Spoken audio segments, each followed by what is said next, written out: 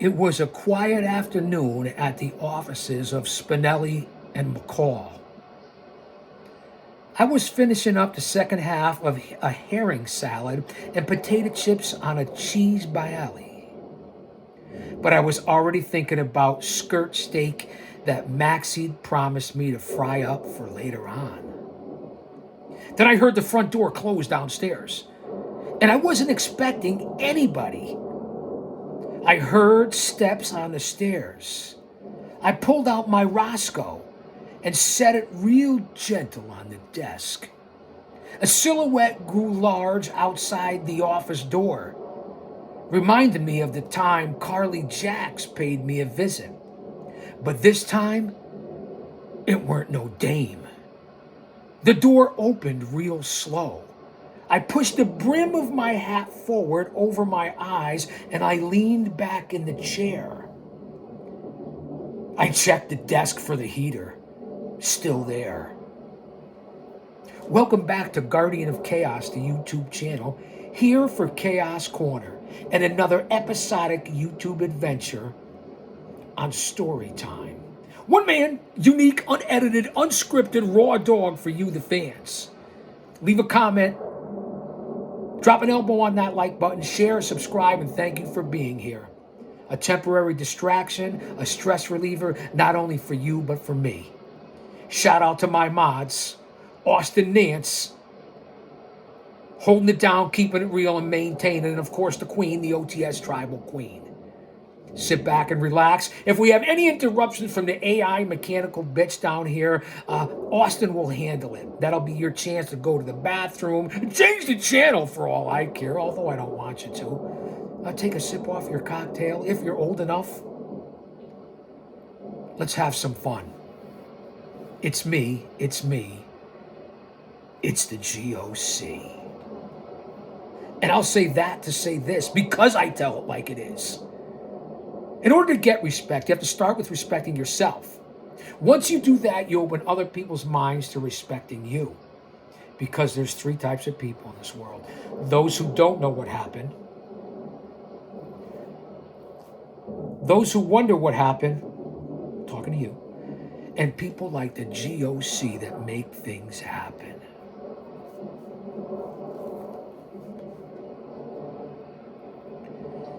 Please meet the Jackal at the bar in the Metro Court at 10 p.m. sharp.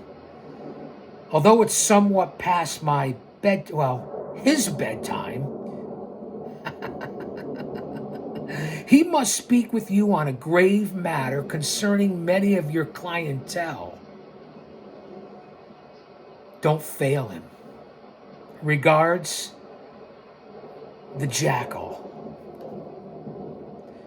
So it begins an evening like any other in Port Charles. That's right, I said it, Port Charles. And if you don't like it, as I said, you could change the channel. It's not just about pro wrestling on here. Content is changing. Original content. Story time. And I hope you enjoy it. When high-powered attorney Diane Miller agrees to meet with computer backer and hacker extraordinaire Damian Spinelli, otherwise known as the Jackal, she knows she's in for an interesting night. But the stories he has to tell about some of Port Charles' most famous and infamous inhabitants are, let's put it this way, if I can explain it the right way, are beyond the wildest imagination.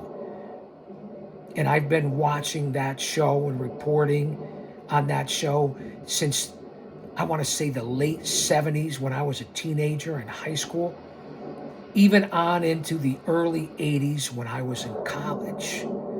Back to Luke and Laura's wedding, back to the Ice Princess, Robert Scorpio, Sean Donnelly, Sonny Corinthos. Doesn't get much better than that. Not to mention Jason. Jason and I have a lot in common, the character and the GOC. Research is your friend. Take out your notebooks, sit back and enjoy the show, because this isn't a fucking podcast. It's a show. The most unique show on any platform, from TV to radio to streaming services to YouTube. 6,500 videos on this channel. 1.5 million total views and climbing. If you can make it here and find it here, you can make it and find it anywhere. We're in Port Charles, the most famous and infamous of inhabitants, and beyond your wildest imagination. Could these tales possibly be true? Or is Spinelli using her for some other purpose? From the deck of the Smiling Lila to the halls of GH, from the case of the Vamping Valkyrie to the case of the contrived Contralto. I think I said that right. Spinelli's tales of intrigue, kidnapping, murder, and more. The Office of Spinelli and McCall. The unbelievable, easy on the eyes Sam McCall, a.k.a. Kelly Monaco. Do your research. Spinelli and McCall, P.I. You guys know my background. Read the bio up in the description right here on the top of the channel. Former private investigator as well. It's not about me, but that's why you're here. My credentials. What I've done and experienced in life. Spinelli may be a gumshoe like no other, but will he save, defend, and protect the citizens of Port Charles until the bitter end?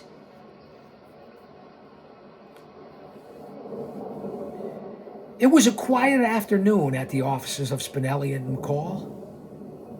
It certainly was.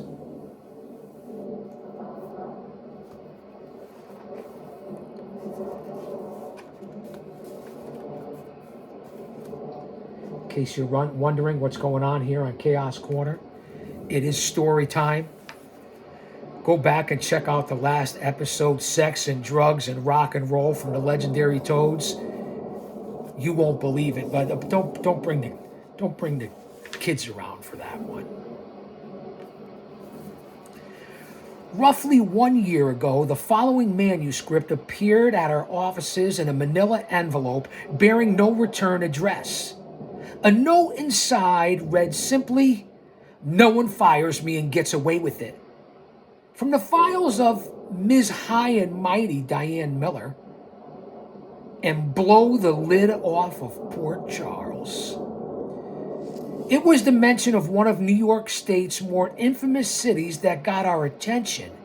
For years, veteran journalists and cub reporters alike have been searching for ways to infiltrate that warren of iniquity, psychological mayhem, debauchery, and ancestral, potentially incestuous.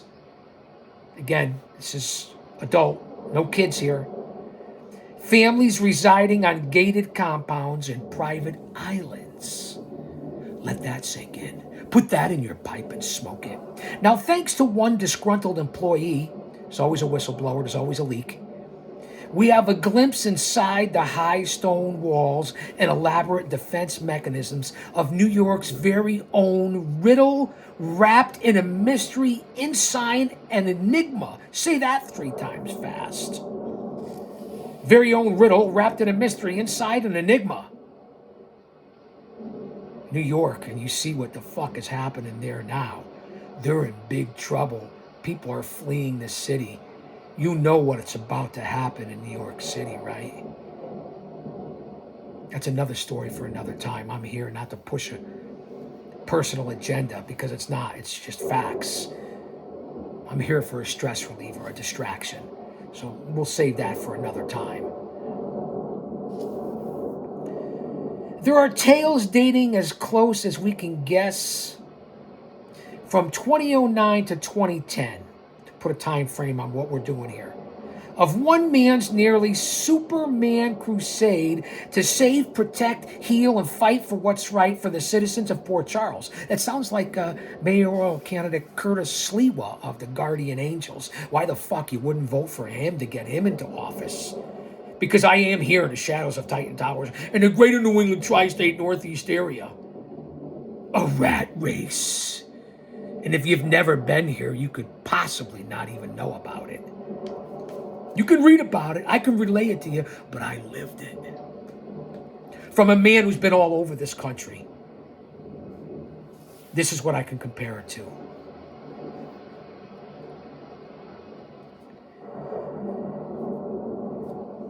A town not his birthplace, but one he has taken to his heart. These pages contain only a fraction of the stories found on Ms. Miller's stolen computer disk. Judicious prudence determined what has compromised this value. We have striven to protect the residents of Fort Charles and are also dubious as to exactly what effect the entire collection of tales of daring do might have on a popular sorely in need of a hero populace. We don't want either the citizens or Port Charles, the jackal, to be swamped with groupies, stalkers, and fanatics.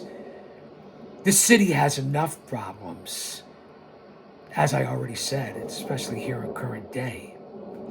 It's doubtful we'll ever see more clues, more insights into the man himself than what Mr. Spinelli and Ms. Miller have unwittingly provided to us on that disc.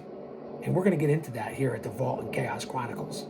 To that end, we regard it as something approaching a national nation treasure. A man like Spinelli, the jackal, comes along very rarely. And so, I ask you to enjoy.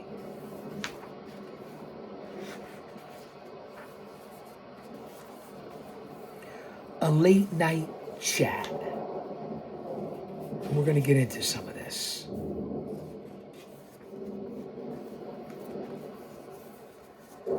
Brusque, lady, please meet the jackal at the bar at the Metro Court at 10 p.m., as I said earlier. 10 p.m. sharp. Don't fail me. I'd been sitting at the tiny table for about an hour, twirling the note around in my fingers and wishing as the minutes ticked by that the note was Spinelli's neck. The cocktail waitress was giving me the evil eye, and I didn't blame her. The look said I had better tip big before taking up a prime seat, or I'd never be welcome back at the Metro Court. I like the Metro Court. Max and I both like it. Max, the bodyguard for Sonny Corinthos.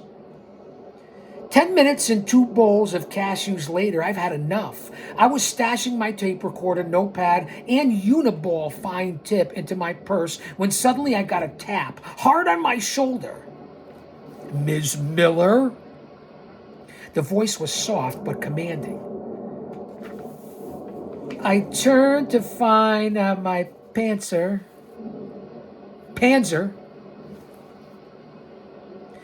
Tank of a guy standing in a Panzer tank of a guy standing in a 3-piece suit complete with matching tie and pocket scarf. Classic.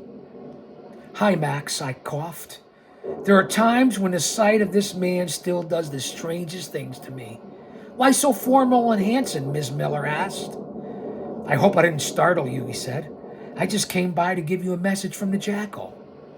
Oh, sweet Jesus on a popsicle stick. Are you in on the shenanigans too? What's going on, Max?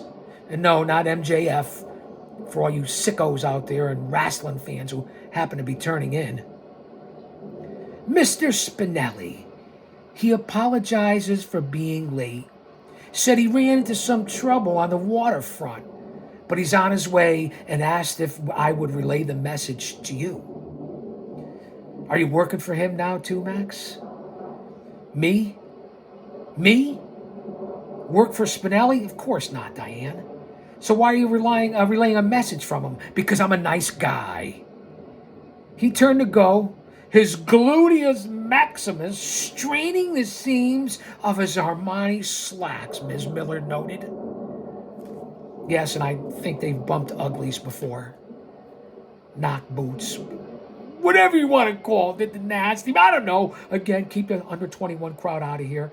My biggest demographic here is the group from 25 to 49. Who knew that that's my wheelhouse? Like 50, 60%.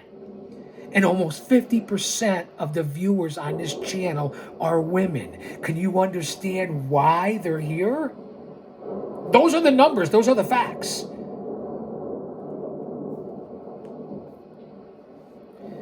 Have mercy, I thought. Yes. Yes, you are, Max. I called after him. He turned around.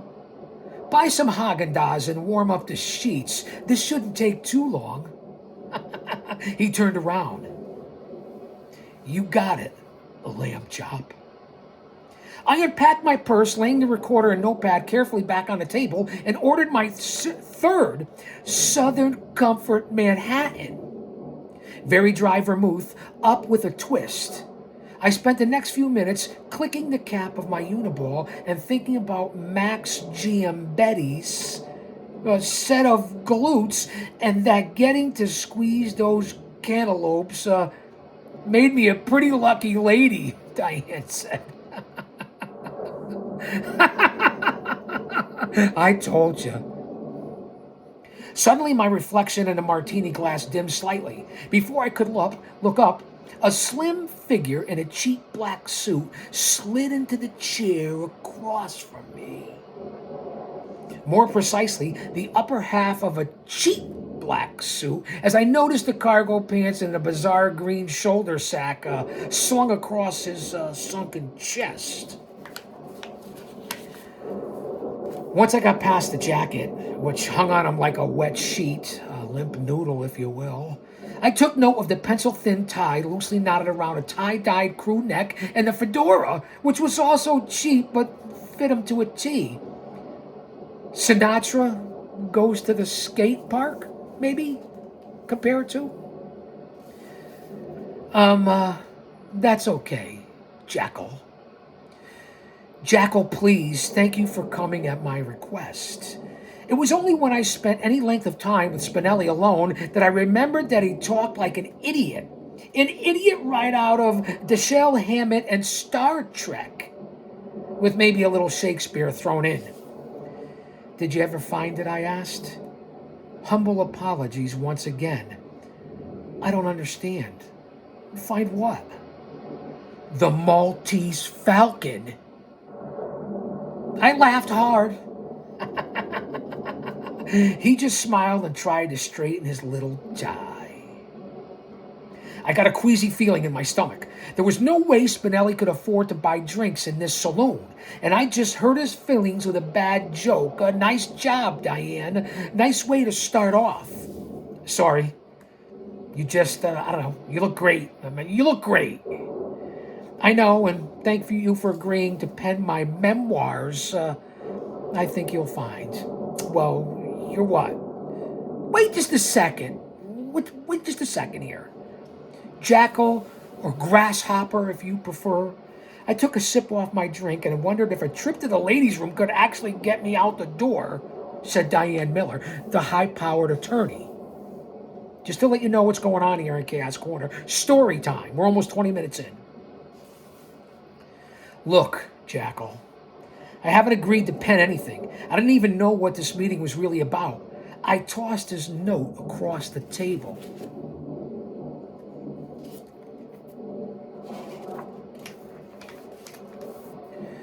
I find this under my office door.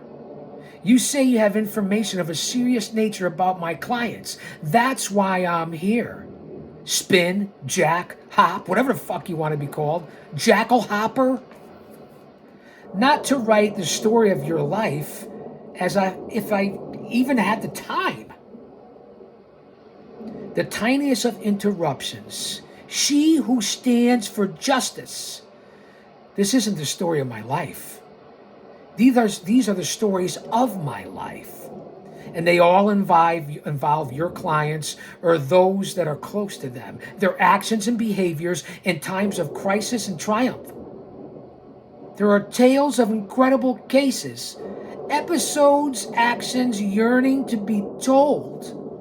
While I don't feel anything that would be of an embarrassing nature to those you know, I mean, I, I harbor the strongest hope for you to hope that you'll find what I have to say worthy of notation. I'm stalking much upon it. There's a lot at stake here, Miss Miller.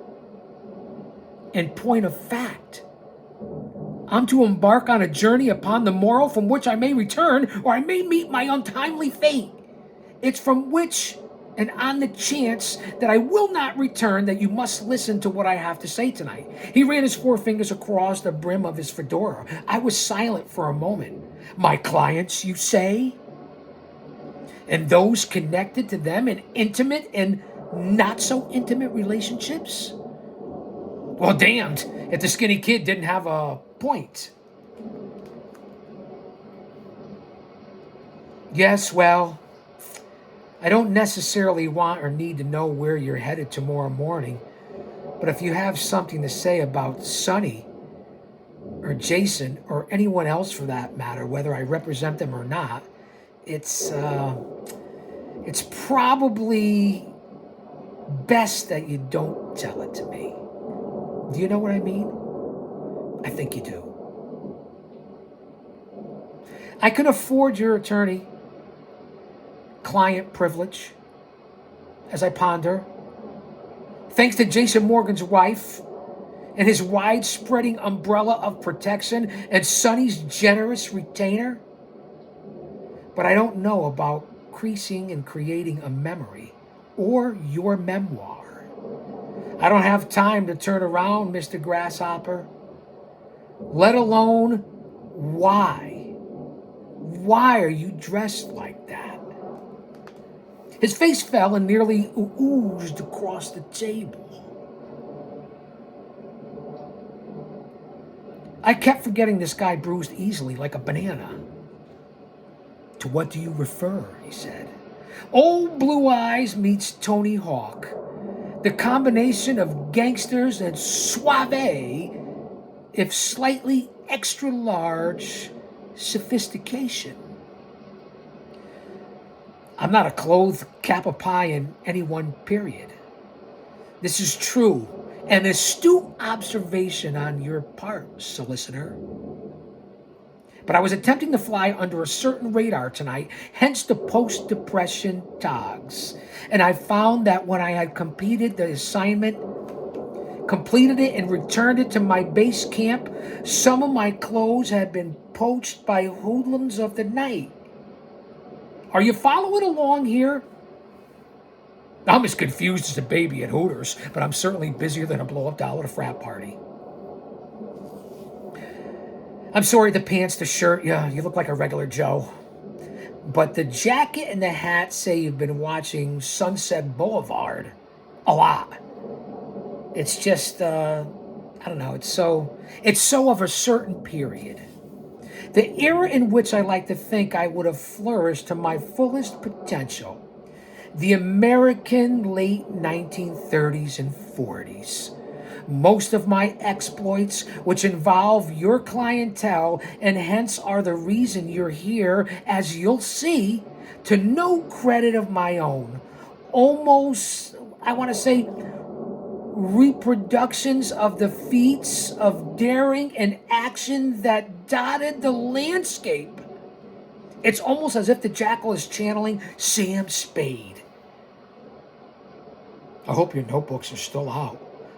Don't use Google. Don't go Google it. Use DuckDuckGo. It's more of a private search engine so you know what the fuck I'm talking about. And the story that I'm talking about.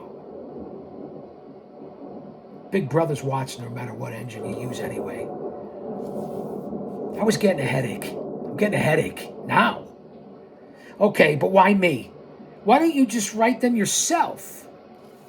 My prowess and forte is on the technical arena, to quote the Jackal. Words fly out of my mouth, much like the Guardian of Chaos, but when I attempt to put pen to paper, as it were, my fingers go numb and nary a line is written. Sounds familiar. Also, Suddenly a slow smile wiggled across his chin, and damned if there wasn't a twinkle in his eye. I chalked that up to the Manhattan, but then the smile broke into a grin, and then suddenly I found myself in Wonderland. I read your work. My what? My work. It's all a work. Life is a work. Your contributions to the Law Review, your articles for American Jurisprudence, Law Today, Attorney Style. You write particularly well, Chaos. Thank you. Come to think of it, I had always liked that boy, to quote the high-powered Diane Miller. That's the conversation. Jackal, Damian Spinelli, and Diane Miller. Private investigator, Spinelli and McCall. Diane Miller, attorney for Sonny, Jason. You guys know what I'm talking about, right? 50, 60 years? Back to the story. Also, Spinelli went on, in many of our brief interactions, I've come to feel as if you also share in my deep appreciation for the noir. Yes, the darker side of things. I occasionally hear in your own patterns of speech the less than fragrant underbelly of society. I'm a lawyer, a working one. You understand? Not just some name on an office shingle. I've seen it all. I'm jaded for my years. I've lost whatever idealism I once had, and I watch Sunset Boulevard a lot. Go out and watch that movie. You listening? Sunset Boulevard. Patter like this is standard issue. Ask Max. Not MJF, Max the bodyguard. The cocktail waitress sat down a bowl of potato chips and an orange soda in front of the brother from another planet. And she slammed down another Manhattan for me. Thanks, Madison, said Spinelli. Madison, I laughed as she sloped away. Have you noticed that everyone around here has a name you'd only hear on a soap opera? A soap opera? I got off the elevator tonight and Carly brushes by me. Jax was just paying the check and he calls out, Carly, hold the lift.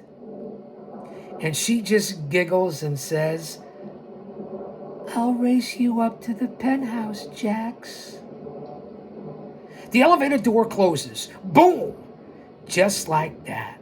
And Jax dashes out to the stairwell, laughing like he's going to the circus. And then I realize, I can't remember. Are they divorced? Are they back together now? Again? How many times the back and forth? Well, of everyone, really, the whole place is a roller coaster, but those two are riding at the front. The Valkyrie and the White Knight. Maybe it was the Manhattan. Maybe. Or maybe it was the fact that with the fedora so close, I too was really mouthing it like Jimmy Cagney. But I was starting to get the hang of this guy. Yeah. Carly the Valkyrie and her White Knight Jax. You know, Carly, who was married to Sonny umpteen times, and whoever else, including Jax, and the alleged affairs with Jason. She's easy on the eyes, Carly, as are most on this series. How the White Knight was taken from his lady love And she, being the unstoppable warrior maiden of myth, decided to find him. She engaged the jackal in the quest only to fall madly in love. Shouldn't you be writing any of this down? Shouldn't you? I looked at my Uniball and my notepad. I looked at my watch and thought about Max at the pint of vanilla Swiss almond he was already scooping into. Then I looked at the eager face of the jackal, aka Grasshopper, aka Certifiable Nut. He's nuttier than a porterlet at a peanut convention. And yes, there were 1,000 different things I should have been doing at that moment. But I uncapped the pen, just in case a thought struck me. I positioned the notepad and hit the record button on the tape recorder. I wasn't going anywhere, and neither are you. What the heck, Mr. Jackal? Talk to me. I'll say that to say this because I tell it like it is. The Secret Life. Don't you dare miss it.